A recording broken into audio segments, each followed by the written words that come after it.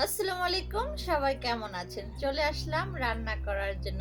তো আমি কি রান্না করব সেটাই আপনাদের সাথে শেয়ার করব, সঙ্গে থাকুন। এ হচ্ছে পেঁয়াজ আর টমেটো সুন্দরভাবে কেটে নিয়ে, পেঁয়াজ আর টমেটো হবে এই মুরগির মাংস ভুনা। তো দেখতে থাকুন। তো কড়াইটা গরম হয়ে গেছে, এখন তেল দিয়ে দিব। আমি একটু তেল দিয়ে দিলাম। তেলটা গরম হয়ে গেছে, এখন দিয়ে দিলাম গরম মশলা,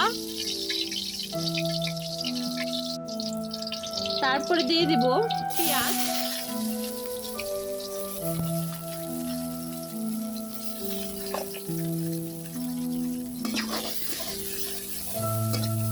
এখন এটা ভালোভাবে কষাবো।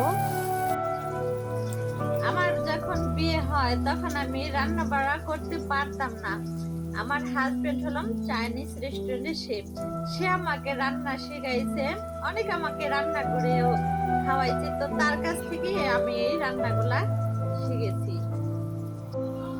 পেঁয়াজটা ভাজা ভাজা হয়ে গেছে, এখন একে একে মশলাগুলা দিয়ে দিব। অল্প একটু পানি দিয়ে দিয়েছি, এখন দিয়ে দিব লবণ, তারপরে আদা বাটা, এখন দিয়ে দিব মরিচের গুঁড়া, আর এটা হলুদের গুঁড়া।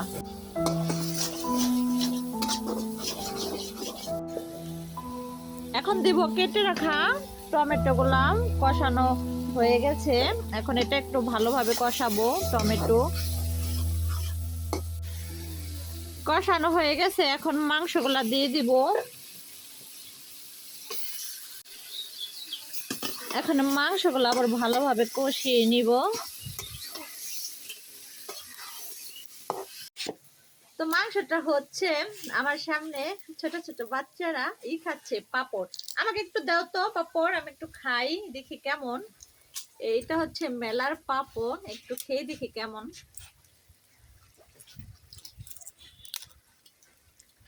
ভালোই তো, এগুলা খেতে অনেক টেস্ট, এগুলা মেলার পাপড়। তো রান্না করতে করতে আমার খিদে লেগে গেছে, একটা আপেল কেটে খাবো এখন।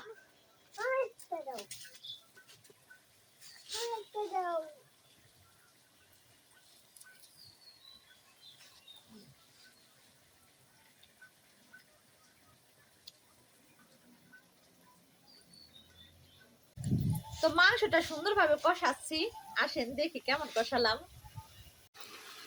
তো এই হচ্ছে মাংসটা কষাচ্ছি, একবারে ভালোভাবে কষাবো।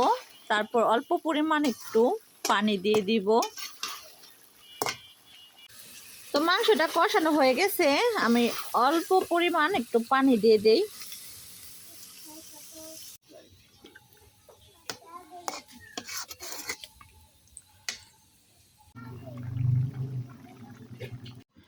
তো আমার তরকারিটা হয়ে গেছে, তরকারি রান্না পরে এই ফাইনাল লুকটা।